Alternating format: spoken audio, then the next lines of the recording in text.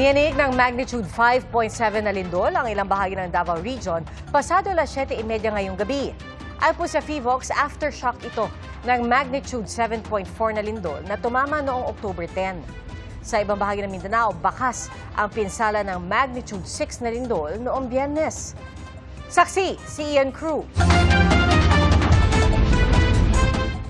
Bitak-bitak hindi lang sa labas ng gusali, kundi hanggang sa loob ng mga classroom ng Tawin-Tawin Elementary School sa General Luna, Surigao del Norte.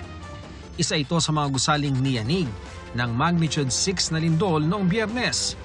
Mabalaka gyud ko kay ang mga bata man diri ang nakakuan. Kasagari di man nato ibayan ang panahon na simba ko mahugsak kun di dayon ni maatiman. So dapat gadto siya makuan at kumana dili sa pagamitan. Nakitaan din ng mga bitak ang gusali ng health station ng barangay na ngayong taon lang na turnover ng DOH. Bukod sa paaralan sa barangay Tawin-Tawin, nakitaan din ng mga bitak ang General Luna Central Elementary School. Kung sakaling magkaroon ng tsunami, may mga barangay na itinalagang evacuation center. Sa San Remigio, Cebu, naniyanig ng magnitude 6.9 na lindol noong September 30. May mga lumalaki at lumalalim umano na mga sinkhole.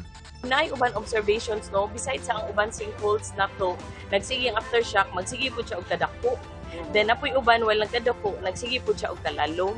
Pinalikas na ang mga residenteng nakatira sa danger zone at mga nakatira malapit sa sinkhole. Mga palay, bitaw na mga sinkholes, cracks, no-build zones man. It's going to take us longer to relocate and build houses for them. Patuloy rin ang mga earthquake drill sa ibang bahagi ng bansa, gaya sa Senado. Isa-isang lumabas ang gusali ang mga senador, mga resource person sa dalawang pagdinig at mga empleyado. Tumagal ang drill ng kalahating oras. Nagkaroon din ng earthquake drill ang Marikina City Government na pinangunahan ng Marikina City Health Office. Isang Marikina sa dinaraanan ng West Valley Fault. Para sa GMA Integrated News, ako si Ian Cruz, ang inyong saksi. Mga kapuso, maging una sa saksi. Mag-subscribe sa GMA Integrated News sa YouTube para sa iba't ibang balita.